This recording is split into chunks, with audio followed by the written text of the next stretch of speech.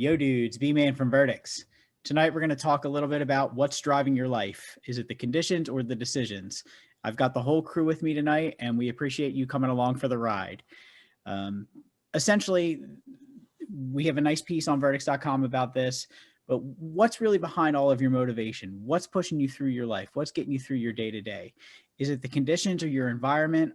Are you letting that stuff manipulate and manage your life? Or are you in the driver's seat? Are you making the decisions?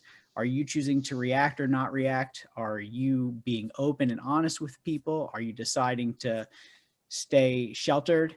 Are you keeping something back? Are you holding yourself back by letting the world happen to you and not going out and making the world happen for you? Anybody else out there ever deal with a situation like this, guys? Yeah, yeah. Like I think the thing to remember is like the universe, it's not your enemy, right?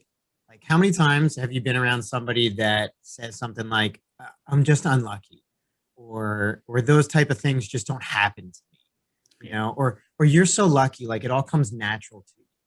Like what you don't understand is, or maybe some people would fail to realize is that there's like a lifetime of decisions prior to the success that someone has that has led to that moment.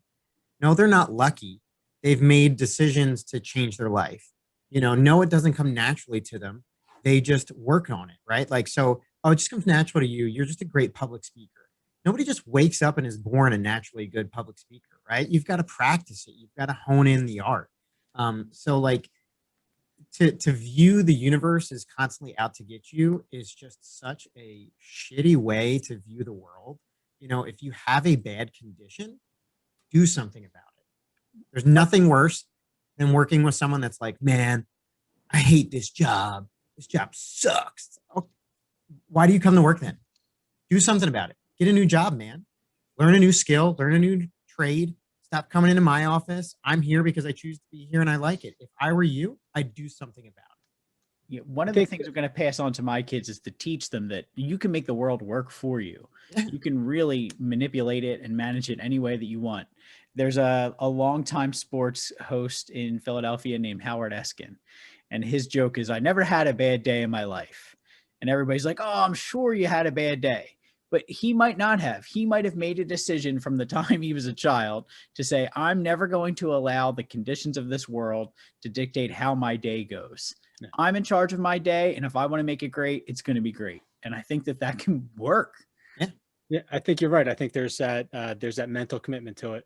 But then there's also, like you're saying, there's people that they stay in that rut. I can never, you have to seize the opportunities and you have to take that leap sometimes and step outside of that comfort zone and go and get what you want and realize that you can have it and it can attain it. It may take a little bit more effort. It may be uncomfortable at first, but it's there, and the possibilities are always there for you to do it. Yeah, we're definitely not all starting from a level playing field, right? People without boots can't pull them up by their bootstraps. So I fully understand that some of us have a further journey to go, and life will interfere in ways that will seem impossible to defend. The loss of someone you love, that's a condition for which you can't control, but you can decide how long you're going to stay sad or depressed about that particular event, or you can decide to celebrate their life in a different situation. So it's really Or just looking at both sides of the coin. It's not always bad luck. or like the ultimate life hack in that situation, right? Like you're gonna have bad days. Learn from them. If you have someone that passed away and you didn't get to spend, you have this remorse that you didn't get to say goodbye or spend the time with them that you wanted to. Guess what? There's going to be more people that are going to pass away in your life, and there's probably a lot more people that you love. Learn from that mistake. Spend the time with the people that are still around. Treat every so-called negative situation as a learning experience, right? Like that's what Goggins and those guys talk about that stuff all the time too, right? Like an after action report type stuff. Like Yeah. if it's a bad operation, take a look, analyze it, learn from it, don't make the same mistake, right, Joe? Yeah, I think you hit the nail on the head. I think it's not a level playing field. Life is always going to dish you out some kind of pain, and it's, I think, more about how we respond. What you're getting is how we respond to that pain that sort of dictates how we are, right? So instead of, you can play the victim, and I understand how people can get beaten down and feel victimized and woe is me and the universe is out to get me and this kind of thing. But yeah, I think taking control of your own destiny is paramount, and basically saying, this is the reality. This is what the universe gave me. What am I going to do about it? What am I going to crawl under my bed and, not come out, or am I going to learn from this, and take something good from a potentially bad situation or bad set of circumstances? Yeah, I think one of the tips that I would offer is take it incrementally. It may seem like a lot to take on the entire world and change it, but if you can't eat well 7 days a week, start doing one. Start doing half a day. Did you eat well for half a day? Cool. Try to stretch it out a little bit. And that applies to everything. If you're in a learning situation, a work situation, home situation, just take it in small steps. And those small steps become victories. See our piece about the cookie jar, Yeah, 100%. 100%. All right. Well, that's all I have to wrap on this situation. How about you guys? That's it. All I would say, good. if anybody finds themselves in a shitty condition, remember, we're here for you as a team. Yep. We're not licensed psychologists or anything like that, but we're good listeners, and we can apply bro science pretty good, I think, at this point. Yeah, that's what I'm hoping that people find from this, is that there's power in friendships and being honest and talking about difficult concepts and exploring them with each other.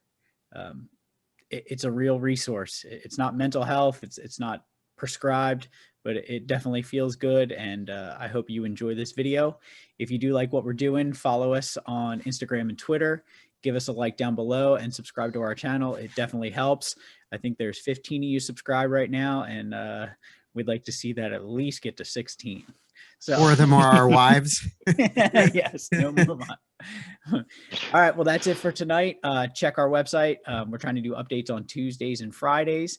And until next time, shields up, brothers. Shields What's up. up, boys?